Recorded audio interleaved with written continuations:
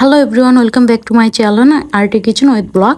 আজকে আমি চলে আসলাম ফ্রাইডে কি রান্নাবান্না করেছিলাম সেটার রেসিপি নিয়ে। আমি চুলায় একটি প্যান বসিয়ে দিয়েছি এবং এখানে আমি একটু ফুড কালার এবং লবণ দিয়ে মুরগিগুলো ম্যারিনেট করে রেখে দিয়েছিলাম। তারপর আমি এখানে পরিমাপ মতো তেল দিয়ে পিট উল্টিয়ে সুন্দর করে ভেজে নিলাম। এখানে আমি 6 পিস মুরগির মাংস নিয়েছি। এটা হচ্ছে আপনার সোনালী মুরগি এবং আমি এখানে হচ্ছে আপনার মুরগিগুলো ভালো করে ভেজে নিলাম।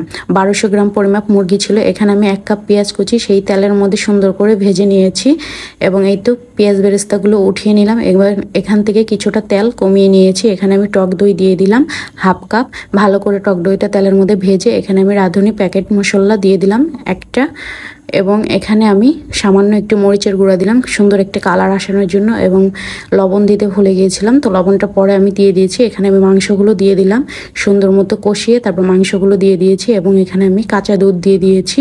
তার সাথে আমি যে লবণটা দিতে ভুলে গেছিলাম লবণটা দিয়ে দিয়েছি এবং ভালো করে নেড়ে চেড়ে কিছুক্ষণ জাল করে তারপর এখানে আমি 3-4টা আলু বকরা এবং 5-6টা কিশমিশ দিয়ে দিয়েছি। এখন আমি ঢেকে নিলাম। ঢেকে ভালো করে একটু পরপর নেড়ে চেড়ে সুন্দর করে কষিয়ে নিয়েছি। ঝোলটা যখন গাঢ় হয়ে যাবে আমি নামিয়ে দেব। এখানে আমি কিছুটা কাঁচামরিচ দিলাম। এখন আমি পেঁয়াজ বেরেস্তা দিয়ে 5 মিনিট ঢেকে রেখে দেব। 5 মিনিট পর আমার রোস্ট একদম কমপ্লিট। আশা করি আপনাদের ঝটপট রোস্ট রান্নাটা আপনাদের খুবই ভালো লেগেছে। যদি ভালো লাগে আরটি কিচেন উইথ ব্লগ আমার ইউটিউব চ্যানেল এবং ফেসবুক পেজ অবশ্যই সাবস্ক্রাইব করবেন, ফেসবুক পেজ ফলো দিবেন, লাইক কমেন্ট শেয়ার করে পাশে থাকবেন। আপনাদের একটি সাবস্ক্রাইব আমাকে নতুন নতুন ভিডিও বানাতে উৎসাহ করে।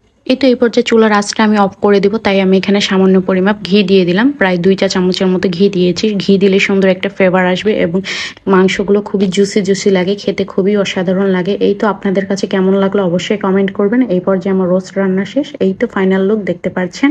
আশা করি আপনাদের কাছে ভালো লেগেছে। উপর দিয়ে কিছু পেঁয়াজ বেরেস্তা দিয়ে দিয়েছি। এখন আমি এখানে চুলার মধ্যে একটি প্যান বসিয়ে দিলাম এবং তার মধ্যে আমি কিছু পেঁয়াজ দিয়ে পেঁয়াজগুলো সুন্দর করে ভেজে নিয়েছি এবং এখানে আমি 11টা চিংড়ি মাছ দিয়েছি মাঝারি সাইজে। চিংড়ি মাছগুলো সুন্দর করে পেঁয়াজের সাথে ভেজে নিলাম।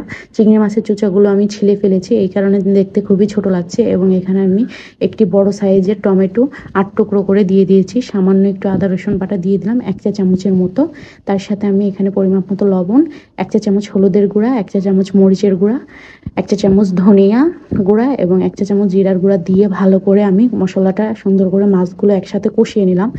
মাছটার মধ্যে তেলের পরিমাপটা একটু বেশি হয়ে গেছিলো, সেই কারণে তেলের মধ্যে সুন্দর করে কষিয়ে এবং রান্নাবান্না কমপ্লিট হয়ে গেছে, তাই আমার এক্সট্রা কোনো পানি ব্যবহার করতে হয় না। এই তো দেখতে পাচ্ছেন, দেখতে কতটাই লোভনীয় লাগছে। আমি 2 জন মানুষ তাই অল্প অল্প করে রান্না করলাম, আপনারা আপনাদের পরিমাপ মতো রান্না করে নেবেন।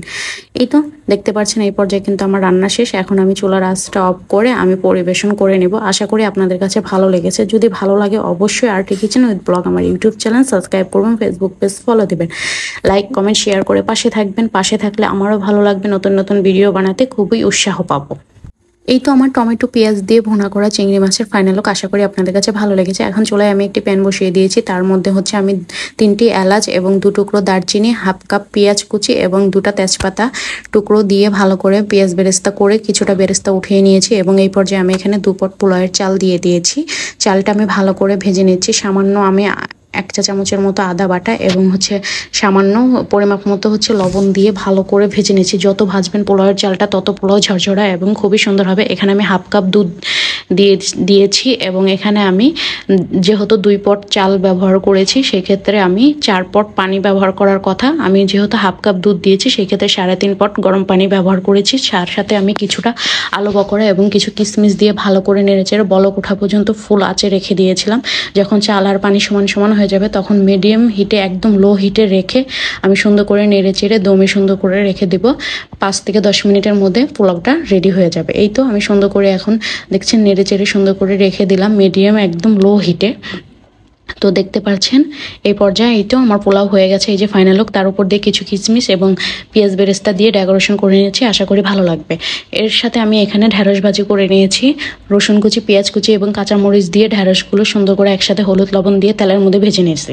ভিডিওটি বেশ কিছুদিন আগের করা, আপনাদের সাথে শেয়ার করতে করতে দেরি হয়ে গেছে, তার জন্য আন্তরিকভাবে দুঃখিত। এই তো আমি এখানে চিকেন রোস্ট এবং রাইস, চিংড়ি মাছ ভুনা, ঢ্যাঁড়স ভাজি, সালাদ, লেবু পরিবেশন করেছি। আশা করি আপনাদের কাছে ভালো লাগলে শেয়ার করতে, লাইক কমেন্ট করতে ভুলবেন।